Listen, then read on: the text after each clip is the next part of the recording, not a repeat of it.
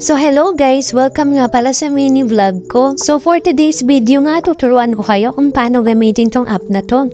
Wherein kikita tayo sa pag-upload lang ng mga pictures and videos natin. Ito nga pala yung hinahanap ng mga teenager ngayon. So pag nakita niyo yung icon na yan, paki-download na lang. Pagka-download nga pala natin yan mga ate ko, ay kailangan natin mag-sign up. Open lang natin yung app natin. Ka-open nga pala natin yan mga ate ko, may nakalagay dyan, start using Foop. And then mag-start tayo gumawa ng account.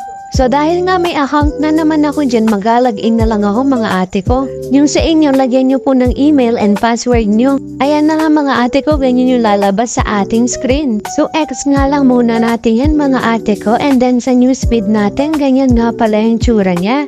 And dito nga pala sa baba natin guys, may mission dyan nakalagay. Itatap nga lang natin yung mission and then makikita natin yung mga pwede natin gawin para mag-upload. Gaya nito.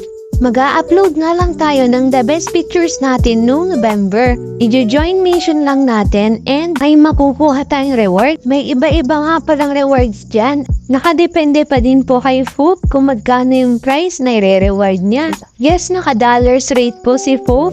And dito nga pala sa join, dyan natin makikita kung saang mission tayo nag-join. Wherein nakapag-upload na tayo ng ating mga pictures. And then dito makikita yung mga nanalo nung nakaraang mga mission.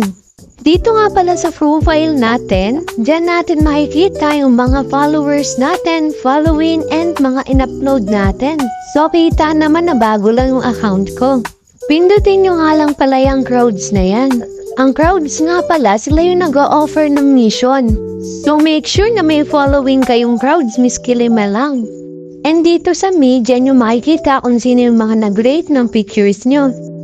And then, dun sa manage photos, nandyan nakalagay yung mga na-publish natin pictures. Easy peasy nga lang pala mag-withdraw ng pera dito.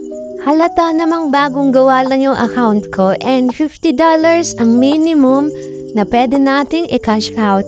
Through PayPal nga pala to guys. Ito nga pala sa Explore makikita yung mga nag-sold out. So sana nakatulong.